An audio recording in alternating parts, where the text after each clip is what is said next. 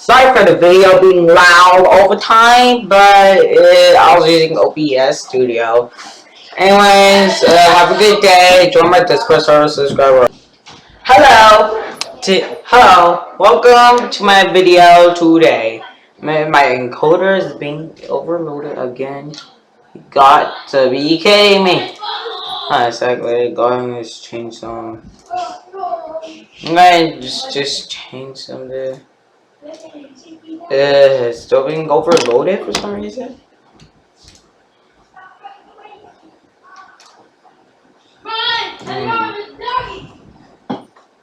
No, whatever. Anyways, today we are gonna be yeah, okay. So today we're gonna be doing a tutorial for how to do a simple movement script. Now, if you open up our coder, I'm gonna show you how to do a simple dash actually. So the simple dash is that first we're gonna need some public floats. It may be lagging on your side because of the stupid encoder, but we got a public float, which is our mania, our public float, which is our current mania. Public game object move towards point. The public game object move point set. The B player and the digi dash. Those will be important. But actually, what I want to do right now is that every time you have something like a health system or something, always make like two variables for your mania and your max mania and your current one you currently have. So what we want to do is we want to make in the void start update, we want to make mania current mania. Wait. Actually, I want to do our reverse. Sorry. I want to do our current mania equal to our mania, which it could be anything you want. I'm not telling you here what to do, just a little tutorial.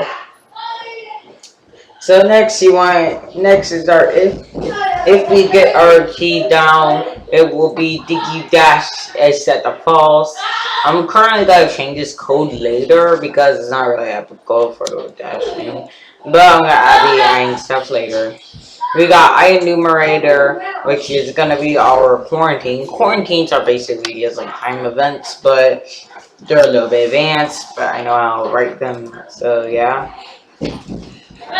And we set our parent to null so you don't continuously dash. And then we do our vector to move transform the position to our move point position 100 times delta time. Our times delta time is very important. Take note here that you will delta time is pretty useful. It can be used for many cases where some of your stuff are like bad, and then like or like it will, no matter what the system, the thing will not depend on the what your console is. So say like on a faster computer, it will be some stuff will move faster. That would be very unfair because on slow consoles it'll be super slow. So the delta time will just do how many frames are called per second, and not what's going on like actual time. So that's a pretty useful note. Explaining you'll wait for 2 seconds, and then we set our parent again, so it'll go ahead and not be bad. And then did you dash to false? I'm gonna change that code later. Like when you enter it, it'll say did you dash to true that way. So I'll just move that to a. Actually, I'll go ahead and do that on camera now. But first, we don't need new bowl, sorry. So first, we're gonna have to go ahead, and we're gonna have to do our first important thing, do not forget, but we're gonna do a on trigger, enter 2D. Now, if the player enters the trigger enter 2D, we'll go ahead and we'll access our collision. Collision. Collision dot. No, wait. Sorry. But if our player enters the if statement, do verb collision dot game object dot tag. And if that's equal to dash. Oh my god.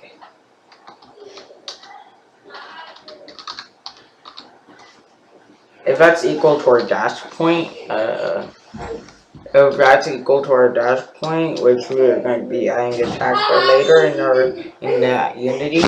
I actually, if you did not know, everyone on my YouTube channel watching me right now, I'm actually a game developer. I actually make games and I do animations with my brother KZ. I'm not saying his name, it's just K. I'm just gonna say KZ. Sorry, no name review. So yeah, that's how you. So next, we're just gonna have to go ahead, and for me, I'm just gonna go ahead and move this digi dash to here because it's a much more epical, and even it'll do digi dash to true instead. It'll do that as soon as you enter on the end trigger on that, and so when you hit the point, it will go ahead and it will run it. Let's go ahead and save this asset, and let's jump back onto Unity. Take a little while to load. Okay, we're in Unity. What you want to do now, it may, in the audio, may be super loud, like some darks, but sorry for you, but we'll go ahead and play the game.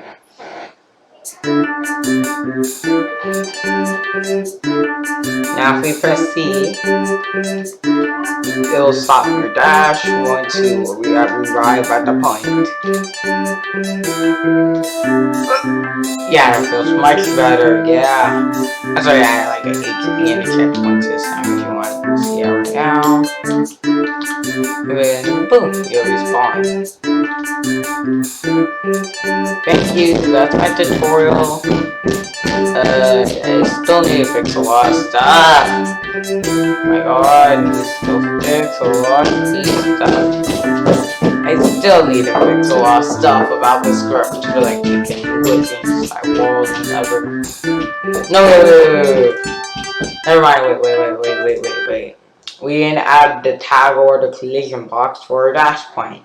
My bad, sorry. Oh my god. So we'll go ahead and we'll first add the tag. First we need to add the tag. Now if we go back to, I actually like using this. I like, hey, we get out here. I'm trying to record. Sorry about that.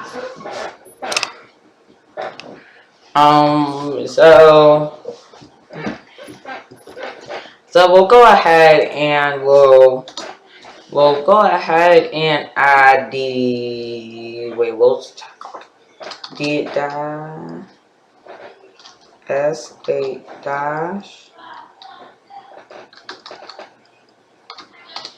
dash point. We'll go ahead and save that. If we'll go ahead, we'll just go to our dash point, which is right here. We're not our dash point set, because yeah, that's our set point.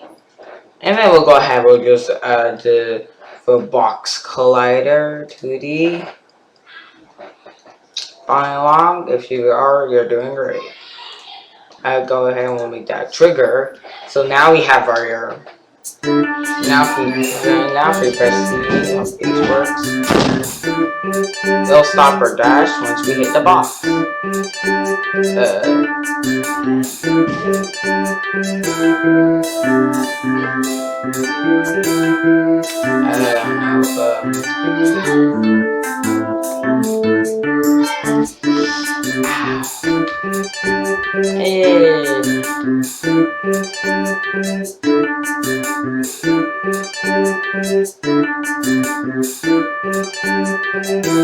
Maybe we should make another if. Oh man. Well, Okay, that's it for today, I guess. Well, bye. Infinity screen.